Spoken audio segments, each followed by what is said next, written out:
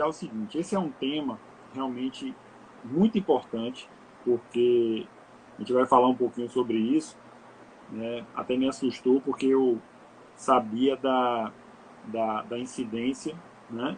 De pessoas com autismo que têm distúrbios do sono, mas durante esse bate-papo com a doutora Fernanda, ela me deu um dado que eu não conhecia, um dado científico, né, que isso atinge até 83%, né, das pessoas com autismo.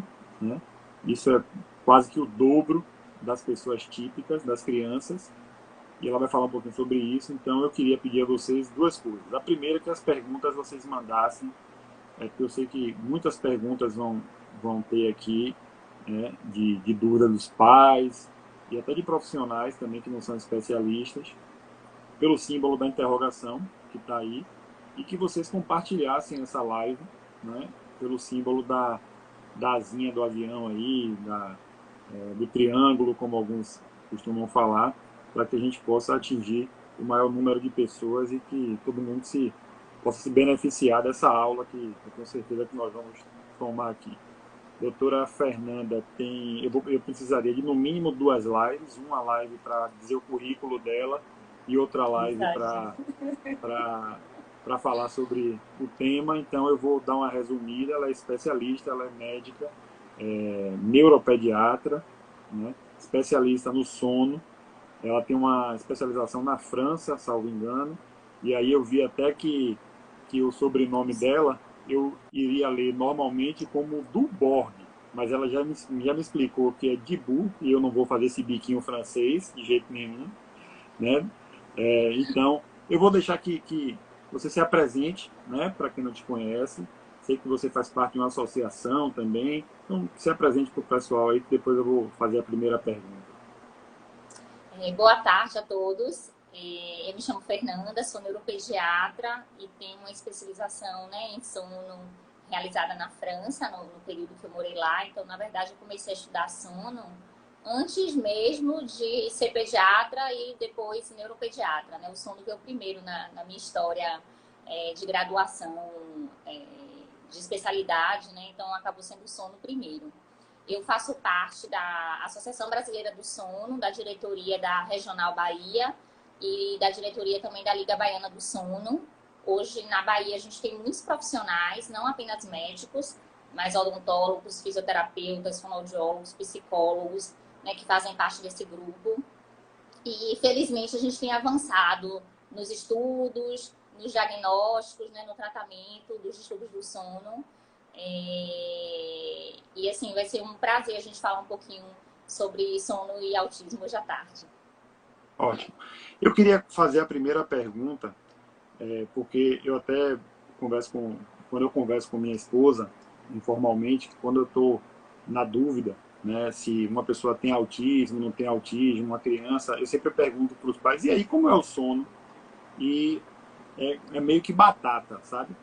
Quando a pessoa tem autismo, assim, raríssimos são as pessoas que eu conheço que têm autismo que falam que o sono é tranquilo no sentido de dormir no horário, acordar no horário, tem uma qualidade do sono, porque uma coisa é você dormir na hora certa, a senhora vai explicar isso aqui mais para frente, e acordar também, e a diferença da qualidade do sono ser reparador, tudo isso. Mas eu queria iniciar perguntando por que, já se sabe qual o motivo dessa incidência tão grande de distúrbio do sono no autismo? Existe uma combinação, na verdade, de fatores biológicos, sociais, né, e psicológicos. A gente sabe que, do ponto de vista biológico, os estudos têm avançado e hoje a gente já tem identificação de genes que estão envolvidos no relógio circadiano, no nosso relógio biológico, e que estaria alterado em pacientes com autismo. Então, quando a gente tem, por exemplo, algumas enzimas, né, que são responsáveis pela cascata da biossíntese da melatonina, então ele teria uma diminuição, né, nessa melatonina. O que acontece é que essa secreção ela fica prejudicada, né?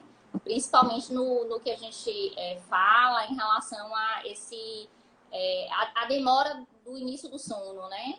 esse atraso do início do sono estaria relacionado um pouco a essa questão, né, na biossíntese da melatonina. Eles têm uma alteração da ritmicidade na secreção da melatonina. E associado a isso, tem as questões comportamentais, né, do próprio ambiente, que acaba isso sendo não só para as crianças que têm autismo, mas para as crianças de uma maneira geral, a necessidade da gente ter, né, rotinas do que é do dia e do que é da noite, para a gente ajudar o relógio da gente a sincronizar.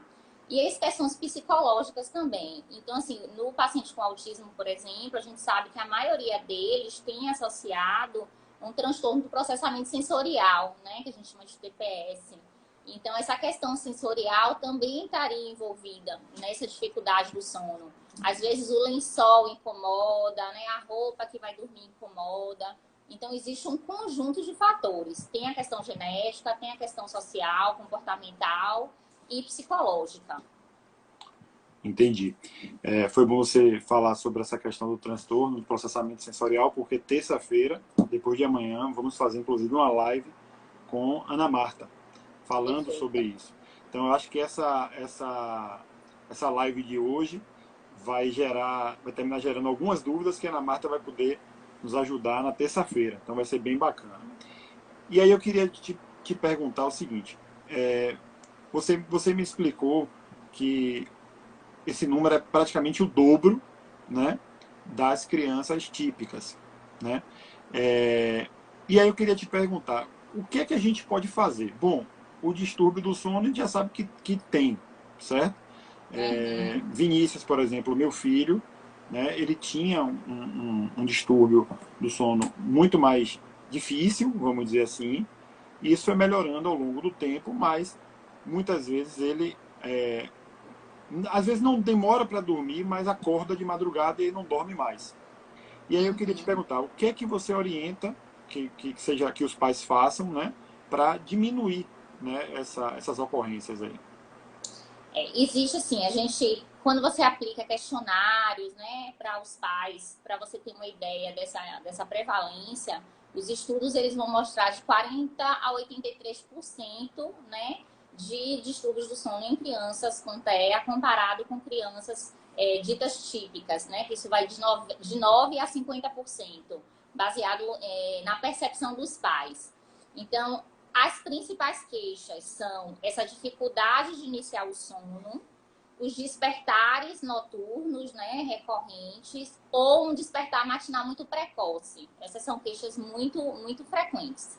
E aí a gente tenta dividir, em termos de diagnóstico, do que pode estar causando, separando primeiro esses dois grupos, do que tem dificuldade para começar o sono, daquele que acorda à noite, né, que a gente colocaria aí como uma insônia, né? Uma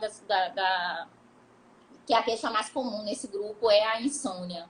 Então, para aquele que tem dificuldade de começar o sono, a gente vai ver essas questões de ansiedade, as questões sensoriais, as questões psicológicas, né, envolvidas. E para aquele que tem mais despertar, existem duas coisas.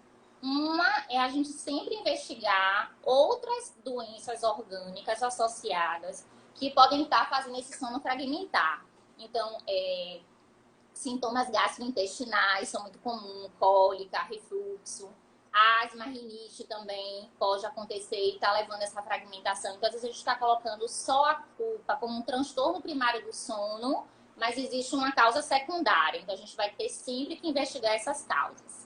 E dentro dos distúrbios do sono, a apneia do sono e movimento periódico de perna também são fatores que podem levar a essa quebra do sono à noite.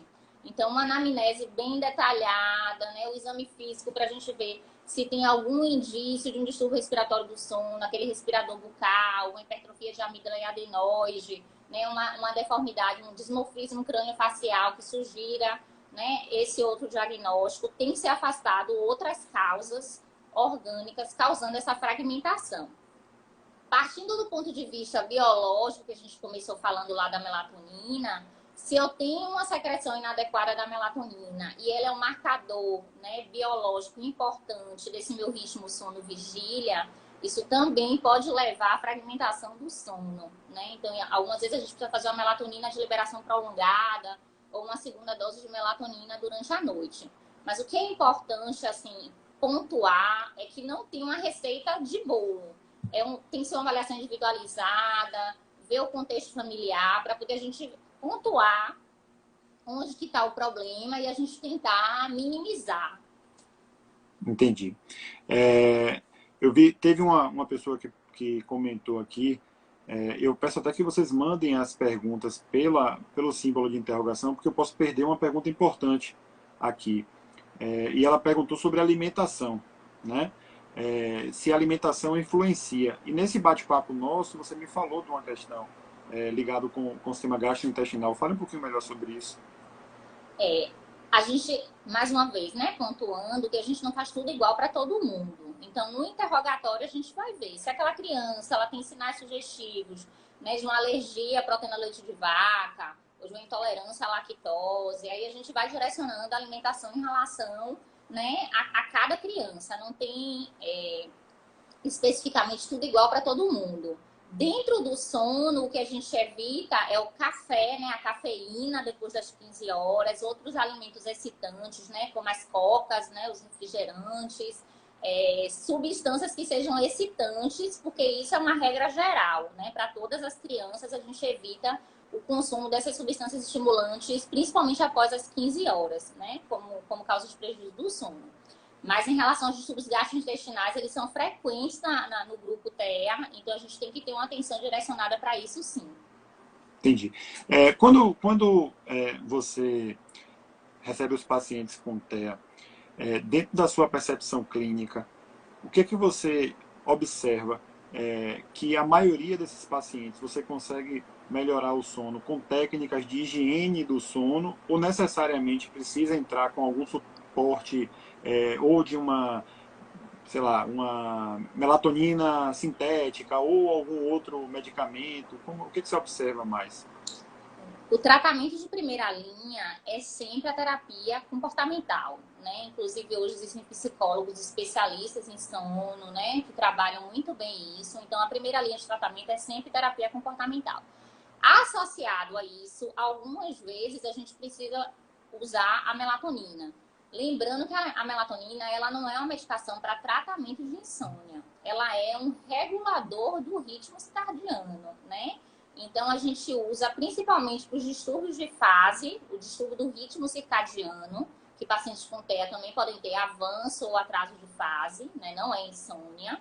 Mas, às vezes, se a gente pensar nesse grupo que vai ter uma alteração, né, genética que favorece esse prejuízo na secreção da melatonina, esse vai se beneficiar do uso da melatonina. Então, a gente vai estabelecer as medidas de higiene, né, criar rituais, criar um ambiente favorável ao sono, e aí a gente vai associar ou não a melatonina. Eu, particularmente, quando eu começo a melatonina, eu começo na menor dose possível, né, que seria 0,3 miligramas, e aí a gente vai tateando dose, mas sempre na conversa de que isso é transitório, que a gente deseja que a gente use a melatonina aí por 4, 8 semanas, o tempo de estabelecer todas as outras medidas e depois a gente tirar essa melatonina. Claro que se eu tenho uma secreção ineficiente, eu vou precisar dessa melatonina por mais tempo, né? Então isso a gente vai avaliando caso a caso.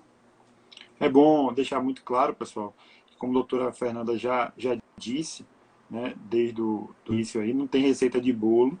Isso precisa ser feita uma avaliação, né, para as pessoas não acharem que a melatonina é a resolução de tudo, de todos os problemas. Então, você precisa fazer uma avaliação com o seu médico para que ele verifique isso. E tem uma pergunta bem pertinente aqui de Thaís, que é essa daqui. Faz mal tomar melatonina todos os dias? Aí depende, né? Assim, primeiro é o porquê eu estou usando melatonina. Todos nós, normalmente, né, secretamos a melatonina. O ritmo biológico, ele funciona durante o dia, você tem a luz, né, então tem a inibição pela pineal dessa secreção de melatonina, e na escuridão a gente vai fazer essa liberação. Então, os efeitos adversos da melatonina são pequenos. Algumas pessoas têm dor de cabeça, né? O que a gente ouve mais falar em relação à cefaleia. Mas assim, por que eu tô tomando melatonina todo dia, né? Então, a primeira questão é essa. Se eu já coloquei todas as medidas de higiene, se eu acho que essa criança, ela realmente tem uma disfunção, né, nessa secreção, aí a gente vai precisar fazer uso porque ela não tá fazendo da forma adequada, sozinha. A gente vai ajudar. Mas aí precisa ver o porquê de estar usando melatonina todo dia.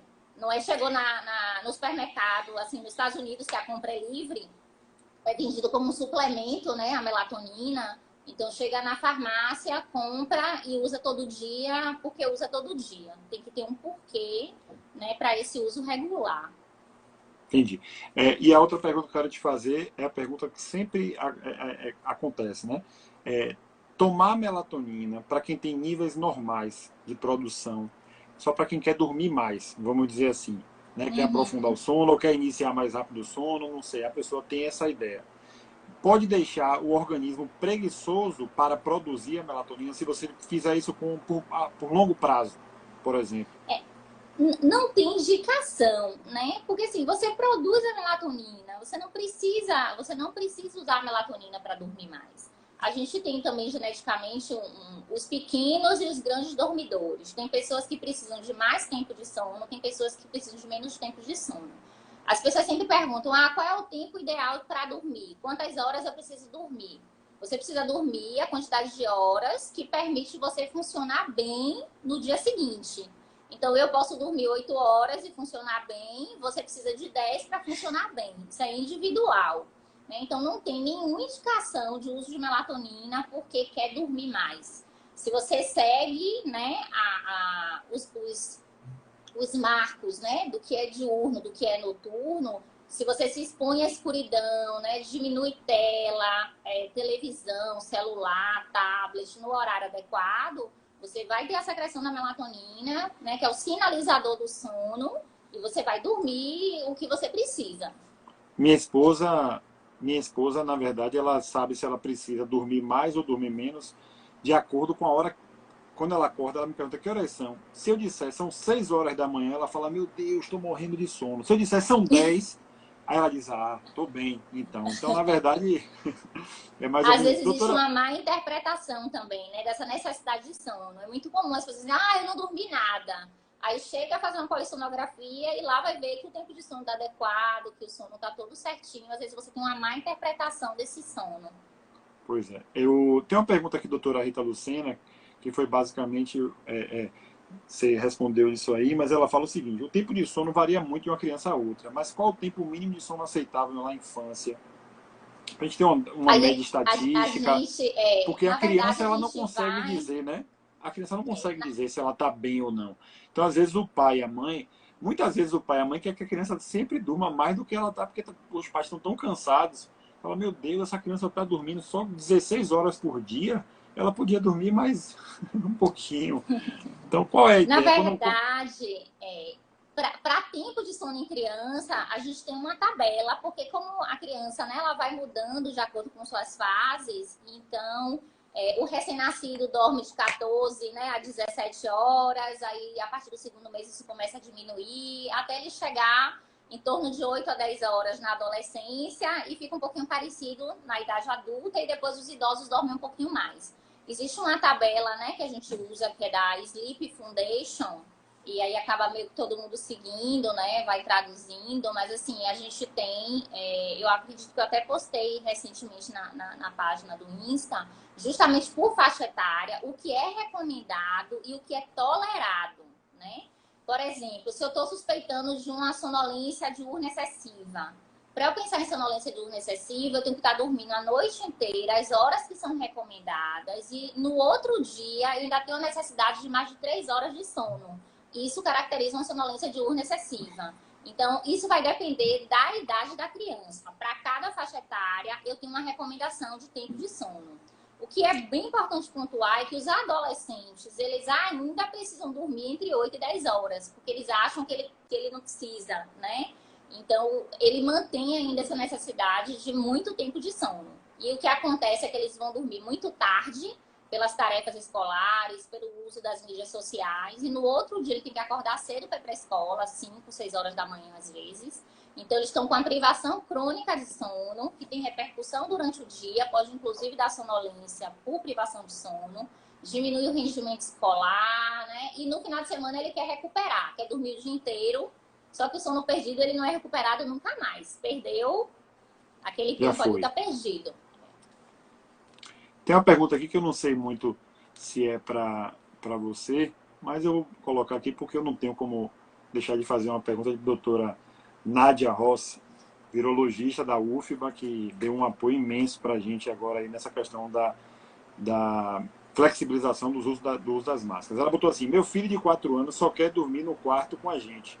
Tem algo que possamos fazer? Eu costumo dizer que essa é a geração só quer, né? A geração das crianças agora é a geração só quer. Ele só quer, ele só quer. E aí a gente vai fazendo o que quer, né? Porque a gente está ocupado durante o dia, chega cansado. Às vezes à noite é o período que os pais têm para ficar um pouco mais com os filhos. Mas assim, o que é importante é o estabelecimento de limites. As duas principais causas de insônia, né, comportamental, insônia na infância, elas são pela falta de limites ou pela má associação do sono. Então, nas crianças menorzinhas, nos bebês, é uma má associação. É aquela criança que para dormir tem que ninar, para dormir tem que dar uma volta no carro, tem que botar no carrinho, dar uma volta no playground, né? Então, isso é uma má associação. Ou tem que enrolar o cabelo da mãe, tem que dormir grudada com a mãe. Então, isso é uma má associação. Ela só dorme daquele jeito. E a falta de limites, é a imposição realmente de que você vai dormir no seu quarto, né? Que você tem horário para dormir. Eu costumo dizer assim que o diálogo é o mais importante. A criança precisa saber por que ela tem que dormir, para que isso serve, né? Qual é a importância disso na vida dela, porque brincar é muito mais divertido, né? Ela quer brincar, ela quer, ainda mais agora com a internet 24 horas, energia elétrica 24 horas, a gente não tem por que parar. Então, ela precisa entender que para ela funcionar no outro dia, ela tem que dormir. E quando as crianças elas aprendem, né, elas têm acesso a esse conhecimento, elas querem dormir, porque no outro dia elas estão melhores. Então, eu costumo dizer que você dorme para descansar o corpo, mas principalmente para limpar o cérebro. Então, a gente tem que filtrar o que é importante, tirar as coisas que não são importantes, né? E esvaziar a cabeça para no outro dia a gente se permitir ter novos aprendizados. Então, eu acho que o mais importante, 4 anos já entende. Então, é conversar, que ela vai dormir na caminha dela, que mamãe tá perto, que se precisar é só chamar que vai, mas que ela precisa ser independente. Sabe? E aí a gente tem várias, assim, só um minutinho, né? Assim, de interrompendo.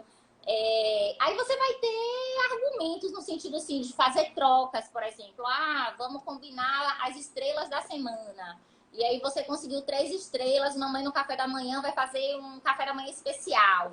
Eu sempre falo que essa barganha não deve ser com objetos, não é dar presente, carrinho, é escolher a música no carro, é uma coisa que gosta no café da manhã, e aí a criança vai entendendo, ela consegue ficar sozinha. Mas dependendo do grau ou do entendimento da pessoa com autismo, essas abstrações se tornam muito mais difíceis. Sim, né? E tem um outro ponto. Estou vendo aqui que Thaís comentou mais ou menos nesse sentido também aqui. Mas o que eu estou também pontuando aqui é que muitas vezes tirar a criança da cama, aí o distúrbio do sono passa para os pais. E ficam muito preocupados e estão acostumados, sobretudo com crianças com autismo. Porque, normalmente, as crianças, quando a casa está em silêncio, é sinal de terror. Né? Você, meu Deus, esse menino está quieto demais, já vai olhar. Então, quando você para pensar que você está na sua cama dormindo, e o que é que esse menino, se acordar, o que ele vai aprontar, isso é também um fator que deve ser considerado, né, do ponto de vista do autismo na família. Daniela, ela colocou aqui no comentário, da próxima vez mais na interrogação, Daniela, porque é uma pergunta bem pertinente, e ela botou assim, aliás, antes de fazer essa pergunta, eu quero fazer um comentário reforçando o que a doutora Fernanda disse, porque o ser humano, de forma primitiva, né, nós fomos concebidos e feitos e existimos para quando a luz começa a cair, a produção de melatonina se iniciar e a gente dormir. Só que hoje nós vivemos numa sociedade que tem televisão no quarto, que tem luz acesa, que a gente está ali deitado no quarto com mexendo no celular. Então, isso tudo, eu imagino que frustre ou torne mais difícil a produção de melatonina, né, para iniciar. Então, é isso que a gente fala de higiene do sono. Então, às vezes, quando se fala de higiene do sono, como a doutora Fernanda está falando, aí eu estou falando aqui mais para os pais, a gente está falando de tirar, de não ter televisão no quarto, se possível, não usar telefone celular durante a noite, na presença dos pequenos. Alimentação, evitar os alimentos que possam ser estimulantes, café, chocolate, tudo que vai virar açúcar, né? Enfim, fazer isso aí. Eu fiz uma live com o Dr. Gabriel Almeida, e aí ele falou sobre, por exemplo, oferecer banana em função do que é liberado na banana e que vai ajudar no sono, maçã. Então tem uma série de dicas com a alimentação que podem favorecer muito, seja a criança autista ou não, inclusive.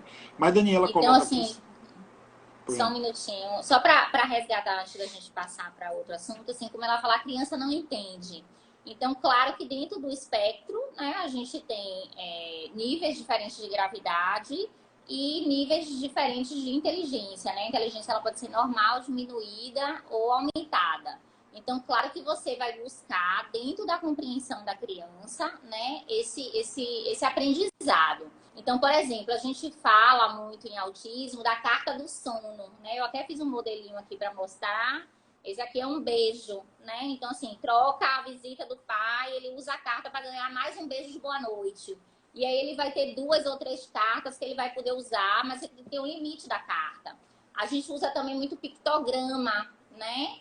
Então, você tem a rotina que você pode estar fazendo, né? Para o entendimento de que tem uma sequência. Ele vai escovar o dente, aí ele vai para o quarto, vai ter uma história. Então, a gente vai criando estratégias para cada criança, né? De acordo com a idade e com a compreensão. A questão de você ter os prêmios, né? De que você conseguiu as estrelinhas, ou de que você conseguiu ficar na cama a noite inteira. E aí, no outro dia, né? Você tem uma coisa que você gosta no café da manhã. Então, assim, a gente vai criando estratégias, né? Dependendo da criança, da composição da criança. Mas para que ela comece a ter mais autonomia e que ela desmistifique esse medo da noite, né? Essa angústia de separação, que é muito frequente também. Então, a gente vai construindo isso junto com a criança. Isso é bem bacana o que você está falando, porque eu já começo a imaginar, né, de um trabalho multidisciplinar. Porque aí a gente tem a neuro, né, especialista em distúrbios do sono, mas a gente vai ter aí a terapia comportamental, que vai trabalhar com reforço, a gente vai ter a comunicação alternativa, né, que é basicamente o que você está fazendo isso aí. Então, isso é bem bacana. Né? E mais uma vez comprova que a intervenção do autismo tem que ser multidisciplinar. Terapia ocupacional é fundamental. Exatamente. Mas essa pergunta de Daniela aqui, ela fala assim: minha filha tem um distúrbio do sono há anos. Uns dizem que pode ser convulsão.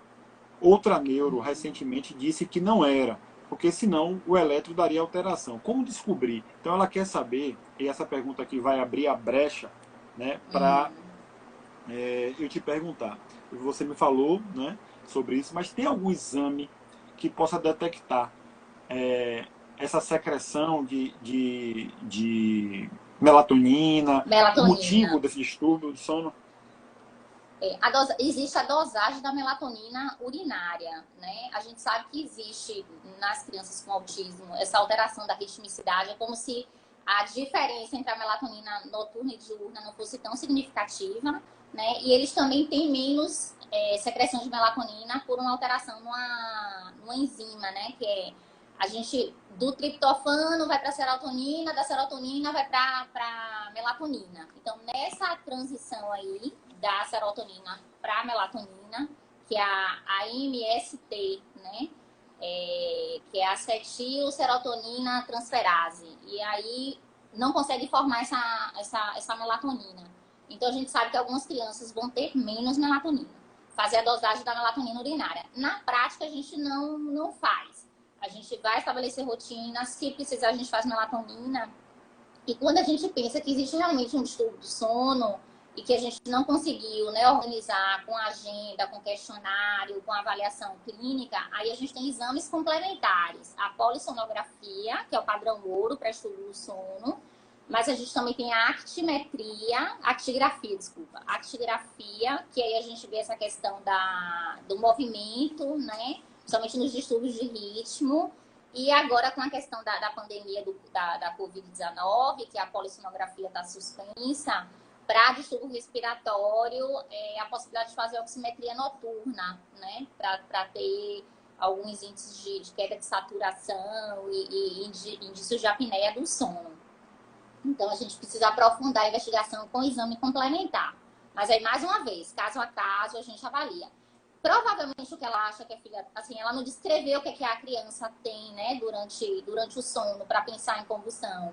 Se são movimentos, né, porque alguns movimentos, distúrbios motores do sono, eles podem acontecer no início do sono.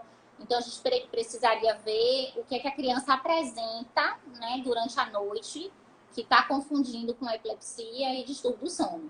E pode ser epilepsia também. Mas pelo que ela disse, o neuro já avaliou e já descartou se é epilepsia em função da avaliação do eletro. Então deve ter feito um eletro em vigília e dormindo também, para o neuro descartar. É porque às vezes são movimentos normais do sono. Então a gente precisaria ver esse movimento, né? Filmar e a gente olhar. E como você falou, às vezes você já está tão preocupado que você passa a noite olhando a criança. Então, às vezes, algum movimento que não é anormal, porque a gente se mexe.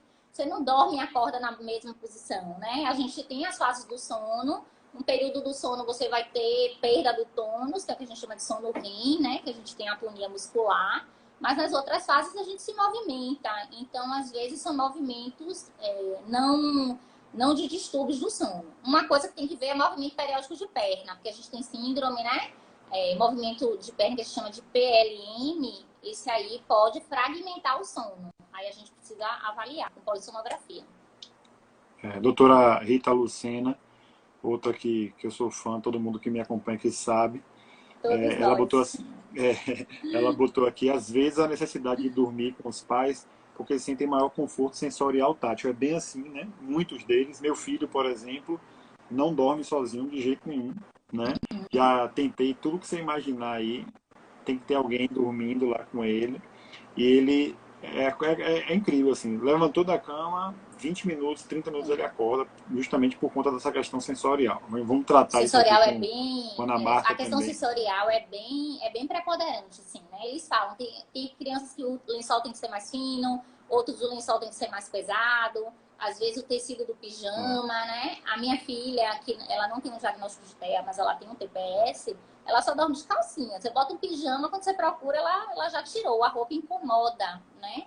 Então, a gente realmente precisa avaliar. Não existe, de novo, receita de bolo. Nunca pode dormir com os pais, né? Então, a recomendação é uma só. Mas se ele dorme melhor com os pais e isso não interfere no sono dos pais, não está proibido. É o que a gente chama do co-sleeping, né? Então, assim, ele separa vantagens do co-sleeping e desvantagens do co-sleeping. E aí a gente sempre vai buscar risco-benefício, né? Tentar o equilíbrio aí dessa balança. Pois é. Deixa eu botar uma pergunta aqui que eu achei bem interessante. Cadê? Aqui. Peraí. Você tem muita pergunta aqui, pronto. Existe alguma relação com as crises de ausência e o sono? As crises de ausência, toda vez que você tem uma privação de sono, né, você tem um desfuncionamento desse cérebro, uma desregulação. Então, se você já tem um cérebro que ele é mais epileptogênico, com privação de sono, você aumenta o risco, né, de você ter crises convulsivas. Então, a relação está um pouco nessa limpeza que a gente realiza no cérebro durante a noite. Então, quando você está privado de sono, você está mais irritado, né, ou sonolento, desatento, aumenta seu risco de acidente. Então, você acaba tendo um cérebro mais propício para crise também. Deixa eu ver aqui, ó. Joana, psicopedagoga, botou assim: meu filho tem distúrbio do sono e usa risperidona e Fenergan. mas na pandemia, sem aulas e terapias, piorou isso aí. É mais ou menos isso que não deu a pergunta toda, mas é isso aí. Com a perda do ritmo, assim, né? A gente tinha um ritual, acordava, se preparava, ia para a escola, na escola tinha uma rotina, voltava, ou a rotina de ir para as terapias. De repente, tudo isso se desconstruiu, né? Da noite para o dia, mudou tudo. Então, a maioria das crianças está tendo dificuldade realmente de se reorganizar. Muitas delas precisaram aumentar a dose de medicamento, porque elas se desregularam. A gente espera que isso seja uma coisa transitória, né? E depois a gente possa voltar para as doses menores de medicação. A risperidona, ela tem um efeito secundário, às vezes, de sonolência, mas ela não é uma medicação para insônia. Inclusive, se for ler em bula, né? Pode até ser o contrário, o efeito adverso, aí você sonolência diurna e isso prejudicar o sono noturno. Então, a gente precisaria tentar reestruturar a rotina para ver se a gente consegue ter ganho nesse sono noturno sem precisar mexer em medicamento. E se precisar de medicação para o sono, aí seria avaliar o uso da melatonina, mais do que mexer na risperidona ou no Fenergan. O Fenergan é um efeito mais sedativo mesmo, né? Então, na neurologia a gente acaba usando não tanto. Entendi. Pessoal, tem muitas pessoas que estão botando perguntas nos comentários aqui, isso dificulta demais. Eu não consigo, vou perder essas perguntas que são interessantes, então mandem, se vocês quiserem que a pergunta seja respondida, mandem pela interrogação, porque senão vai perder. Estevam coloca aqui, ó, que a filha dele, ela acorda no sono REM profundo. Uma vez no mês ou na semana, ela acorda assustada com olhos fixos, faz um grito estatalado e aí levanta, e aí tenta levantar e não consegue e volta a dormir. Não tem a idade da criança, né? Mas a gente sabe que as parassonias, né? Você tem os pesadelos que começam a partir de 1 ano e meio até os 7 anos. O terror noturno, que pode ser o que ele está descrevendo, né? Na faixa etária de 4 a 10 anos. E é exatamente isso, né? A criança, ela senta na cama, olhos abertos, grita, pode ficar pálida, taquicárdica. Tem 9 anos. Tem 9 anos, né? Então ainda está dentro da faixa de terror noturno, que é 4 a 10. E aí a recomendação é a gente não tentar acordar, né? É só observar se tiver alguma agitação de conter para que ela deite, que ela volte a dormir. São nas fases de transição do sono, né? As parassonias podem acontecer. São distúrbios motores ou autonômicos dentro do sono, né? Então você tem o sonambulismo, o terror noturno e o pesadelo, que são os mais comuns. Mas podem ter outros também. Falar dormindo, né? Que é sonilóquio, catatremia, que você faz um ruído também, às vezes durante o sono, que assusta. Então, assim, a princípio a gente não faz nada com essas parassonias. A indicação de tratamento é só quando ela é muito frequente e isso causa um prejuízo no funcionamento diurno. Ou no caso do sonambulismo, aquelas crianças que têm comportamentos automáticos mais perigosos. Abrir janela, abrir a porta, né? Aí esses a gente às vezes precisa de medicamento também. Eu vou botar essa pergunta aqui, mas eu sei que é difícil a senhora responder, porque Luciana, ela botou assim: doutora, você indicaria melatonina para meu filho que acorda todos os dias às 6 da manhã? Depende, se ele dormir 6 da tarde e acordar 6 da manhã, tá ótimo. Não, entendeu o que eu tô falando? 6 da Depende manhã, da hora do sono. E tem crianças que são mais matinais, elas acordam mais cedo. Um despertamento precoce, se a gente imaginar às 4 da manhã, mas 6 da manhã já tá claro, ainda mais aqui na Bahia, né? 6 horas da manhã, 5 horas da manhã já tá tudo claro. Então a gente acaba se regulando um pouco pela questão da exposição à luz mesmo. Então 6 horas não é um horário de despertar ruim. Agora, como você falou, tem que ver que horas está indo dormir para a gente ver se está dentro do tempo adequado. Thaís até colocou aqui que, porque ela mora nos Estados Unidos, ela falou que nesse período, 9 horas da noite, né? 9 horas da noite ainda tem sol. Aí a estratégia, Thaís, é tentar fechar, escurecer o quarto, né, com cortina, com, enfim, blackout, para poder a gente driblar esse efeito da natureza aí nos Estados Unidos. Exatamente. Perfeita a colocação, isso mesmo. porque aqui a gente não tem isso. Deixa eu ver aqui, deixa eu ver outra pergunta, se tem mais alguma outra pergunta aqui. Pronto, vamos lá. Antes de ler a pergunta, a doutora Rita Lucena está dizendo aqui, Fernanda é top. O Insta dela tem muito material interessante sobre o sono, e ela de sono, fala de sono de forma muito leve e poética. Amo muito. Até o final da live. Obrigada, doutora. Até o final da live a gente vai divulgar onde a doutora Fernanda atende. O Insta dela é esse que ela está fazendo junto comigo aqui, né? Então vocês vão seguir, mas eu vou colocar depois aqui. E mais outras dicas aqui vão surgir. Doutora Rita é uma inspiração, né? Então, eu é que agradeço.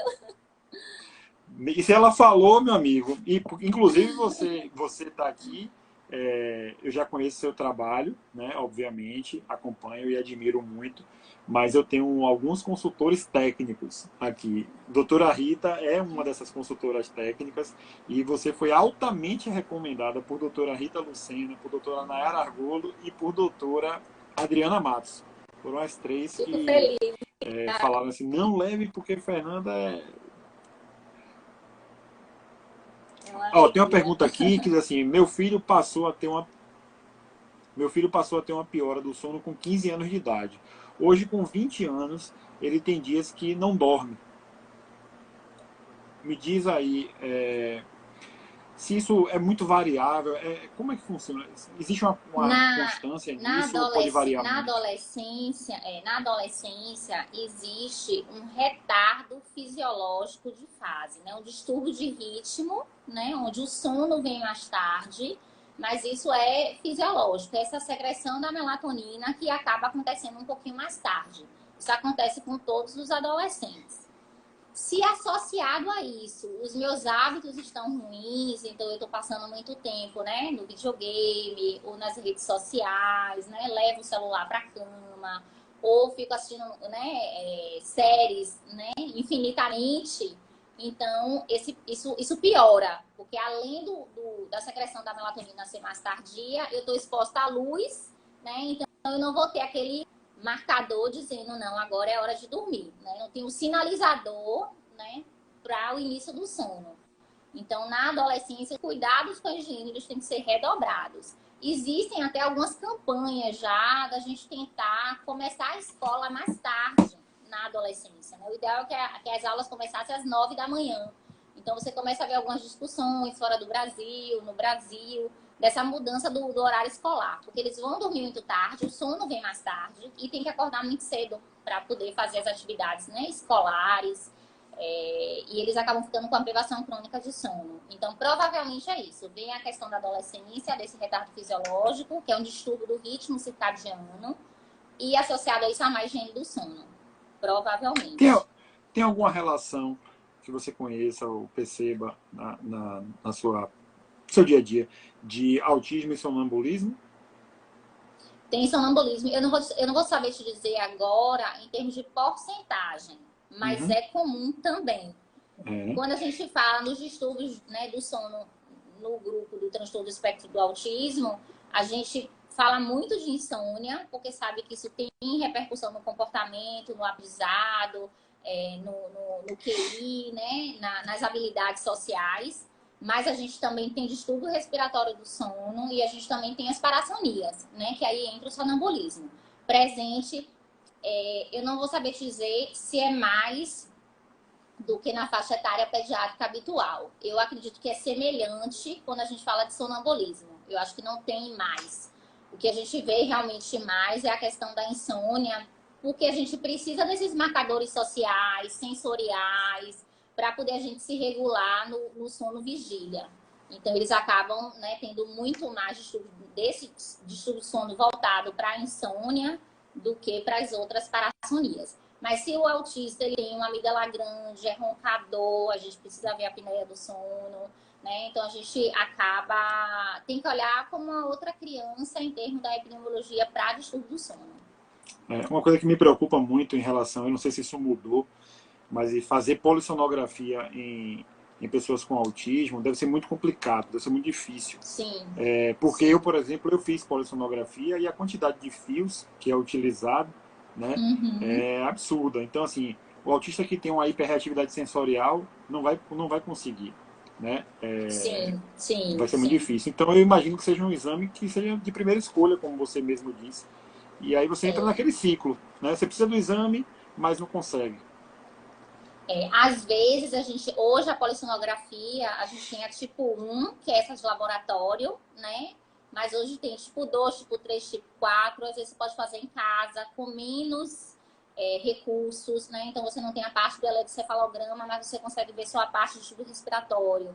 Ou uma oximetria, né, noturna, que a gente também pode ver, inferir que ele está tendo quedas de saturação, né? Então, assim, não é tão completo, mas se você suma a clínica e tem um dado, né, mais objetivo, como essa oximetria noturna, a gente também pode inferir e tratar. Aí a gente faz isso em conjunto também, geralmente o otorrino, né, laringologista, para poder fazer a avaliação dessa via aérea. Então a gente acaba. Eu assim, eu peço pouco polissonografia para as crianças. A maioria a gente consegue inferir o diagnóstico pela anamnese, pela avaliação clínica no distúrbio respiratório, por exemplo, pacientes com Down, né, com síndrome de Down. A gente tem crianças que têm síndrome de Down e autismo. Mas o paciente com síndrome de Down, por si só, todo paciente com síndrome de Down deve fazer uma polissonografia, porque ele tem uma alta incidência de distúrbio respiratório do sono. Eles fazem muita Uhum. apneia do sono. Então, aos 3 anos, ele já tem indicação de fazer uma polissonografia, porque a gente começa a tratar, né, essas apneias precocemente e proteger dos efeitos indesejáveis dessa apneia, né, dessa privação crônica de Eu quero te fazer fragmentação do uma, sono, a hipóxia, né? eu quero te fazer uma pergunta aqui, que você falou de sonambulismo, e aí eu quero aproveitar que você é especialista na questão do sono para tirar algumas dúvidas e talvez derrubar alguns mitos, né?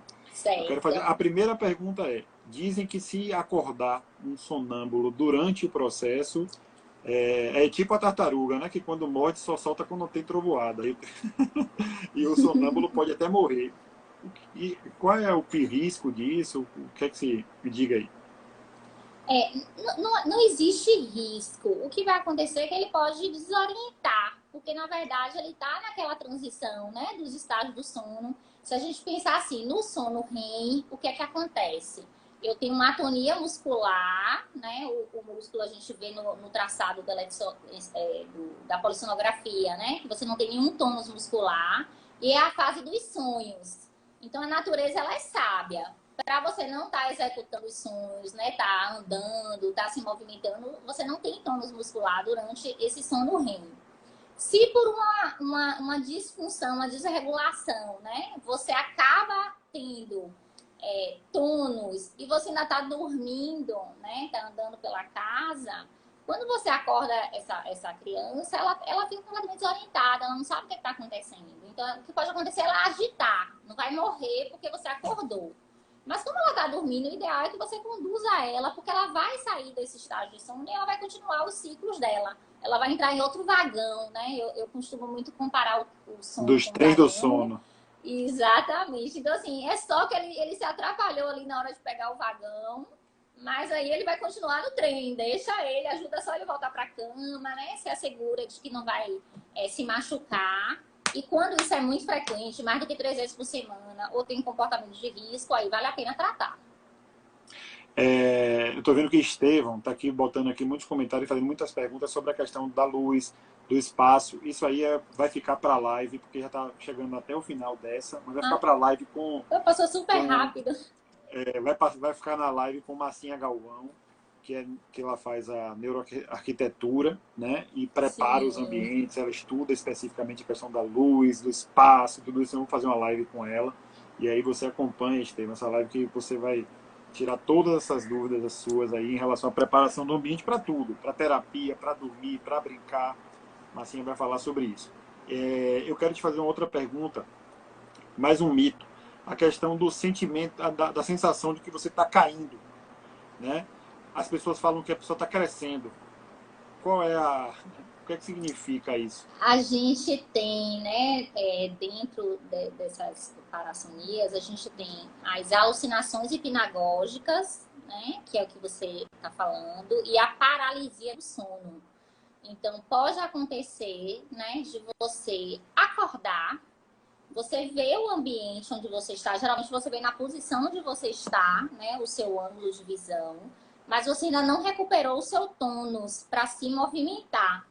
Então, é uma sensação extremamente desagradável, porque parece que você está presa no seu corpo, né? Isso é paralisia do sono. Então, isso, a gente, com a higiene do sono, a gente tenta também melhorar. E com essa maturação cerebral, desenvolvimento da criança, isso tende a desaparecer também. E a alucinação hipnagógica é essa que você descreveu, né? Essa sensação, às vezes, do cair, né? De você percebendo uma situação que não é real, né? Mas elas tendem também Não tem nada a ver que está crescendo. Não. Isso Thaís? também acontece no sono.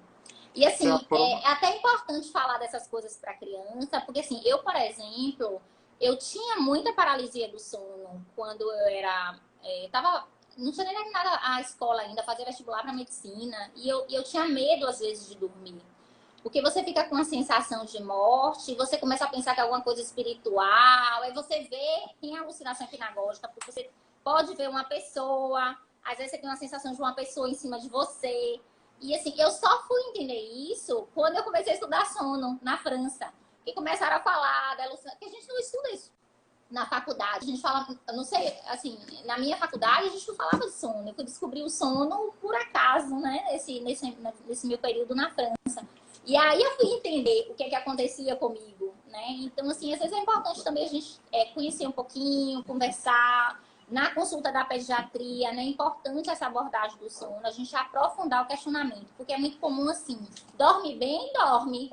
Tá bom, que horas dorme, que horas acorda, fala, anda, chuta, ronca, transpira muito, baba no travesseiro, é respirador bucal. Então, assim, tem muitas perguntas, né, para serem feitas. Então, assim, falando de estudo do sono, não tem dificuldade para dormir, buscar causas orgânicas e psicológicas é importante. Tratar transtornos psiquiátricos que podem estar associados, né? Inclusive, a gente sabe que o TEA aí pode ter comorbidade de hiperatividade, de ansiedade. Então, a gente tem que buscar, né? Tá tratando isso também. E aí, estabelecer uma boa higiene do sono, terapia comportamental e, quando necessário, usar medicamento.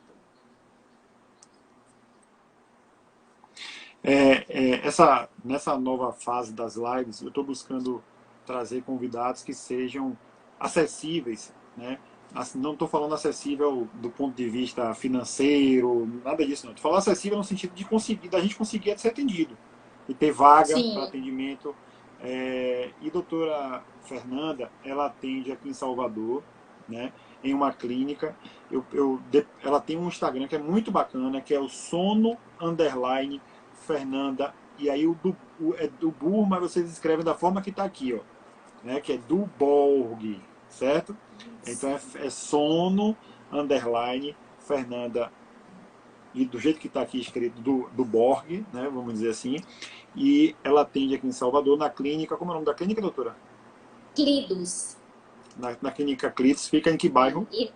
Na Barra e na Isso. clínica Ceci, que fica próximo lá ao Salvador Shopping, né? Mas no Insta tem as referências das clínicas.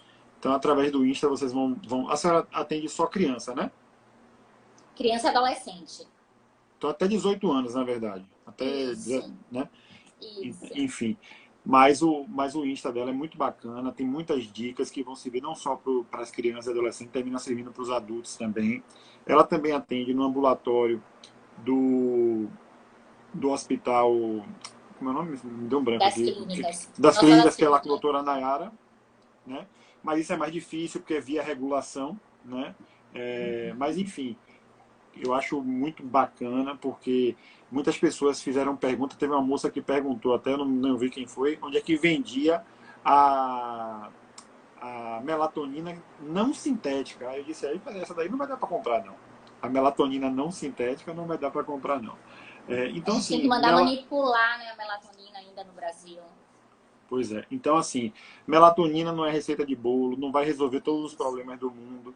Você precisa procurar um médico, se for possível, um especialista, como a doutora Fernanda, né, para tirar todas essas dúvidas. Eu queria que a senhora fizesse as considerações finais, né? Só tem mais ou menos 1 minuto e 30 para finalizar a live. Agradecer a todos que estiveram aqui, doutora Rita Lucena, Priscila, Thaís, Ana Paula da Veras, Daniela, Marcinha Galvão, Estevão, todo mundo. Um abraço para todos. Terça-feira tem live com Ana Marta Viraponte sobre transtorno do processamento sensorial. E palavra da senhora aí, 1 minuto e 10. Obrigada, Leonardo. Foi um prazer. Passa super rápido, né? A gente fica com as ideias embaralhadas na cabeça de tanta coisa que a gente tem vontade de falar. Eu até comecei a construir uma cartilha de orientação para os pais, pensando, né, em higiene do sono e autismo, com algumas dicas. Tá assim, pré-moldada, né? Eu teria que ver a parte mais de desenhos, né, mais objetiva, talvez, mas aí de repente a gente vai evoluir nesse pensamento, né, depois e vamos fazer outras lives. live, da gente estar divulgando mais, porque assim, o sono, ele é importantíssimo para esse nosso funcionamento diurno. Eu costumo dizer que é o homem dormindo que permite o homem acordado viver, né? Então essa é uma frase assim muito de muita representatividade na minha vida, porque a gente precisa dormir bem para funcionar durante o dia bem. Então, se a criança ela dorme mal, o comportamento é prejudicado, né? As habilidades cognitivas, comportamentais. Então, assim, um beijo grande, obrigada, e a gente se vê em breve.